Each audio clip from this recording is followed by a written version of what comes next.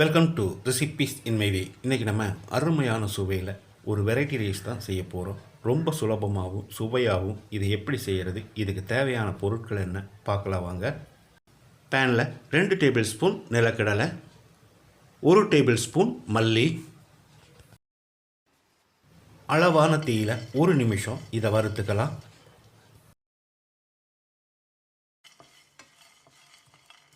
வாசனை வர அளவுக்கு வறுபட்டுருச்சு. இதை எடுத்து ஒரு பிளேட்டில் கொட்டி நல்லா ஆறின பிறகு மிக்சியில் கொரகொரப்பாக அரைச்சி எடுத்து வச்சுருக்கேன். வானலியில் 1.5 டேபிள் ஸ்பூன் எண்ணெய் ஊற்றிக்கலாம். 1 டேபிள் ஸ்பூன் நெய். எண்ணெய்க்கு பதிலாக நெய்யிலேயே செய்கிறதா இருந்தாலும் செஞ்சுக்கலாம். 2 துண்டு பட்டை, 2 ஏலக்காய், 3 கிராம்பு, 1 டீஸ்பூன் சீரகம், அரை டீஸ்பூன் சோம்பு, 6 பல் பூண்டு பொடியாக நறுக்கினது. ஒரு 10-15 செகண்ட் இதை பரட்டி விட்டுடலாம்.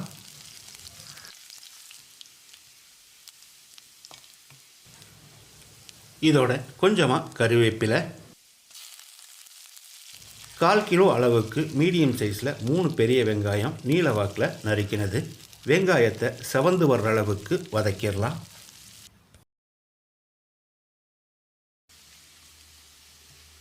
வெங்காயம் நல்லா வதங்கிருச்சு. இதில் 1 டேபிள் ஸ்பூன் சில்லி ஃப்ளேக்ஸ், இது இல்லைன்னா மிளகாய்த்தூள் சேர்த்துக்கலாம். 1 டேபிள் ஸ்பூன் காஷ்மீரி மிளகாய்த்தூள், 1/4 டீஸ்பூன் மஞ்சள் தூள், 1/4 டீஸ்பூன் கரம் மசாலா, 2 டீஸ்பூன் உப்பு,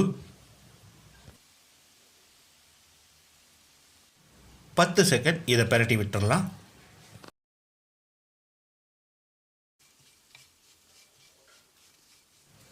இப்போ இதில் அரை கப் அளவுக்கு தண்ணி சேர்த்து ஒரு 10 செகண்ட் கலந்து விட்டுடலாம்.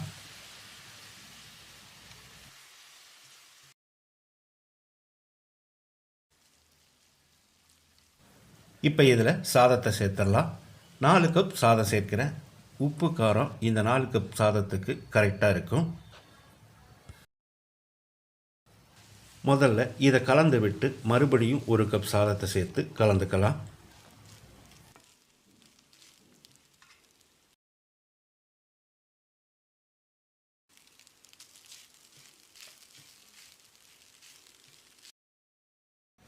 இப்போ இதோட நம்ம ஏற்கனவே வறுத்து கொரகொரப்பாக அரைச்சி வச்சுருந்த நிலக்கடலை மல்லியை சேர்த்துடலாம்.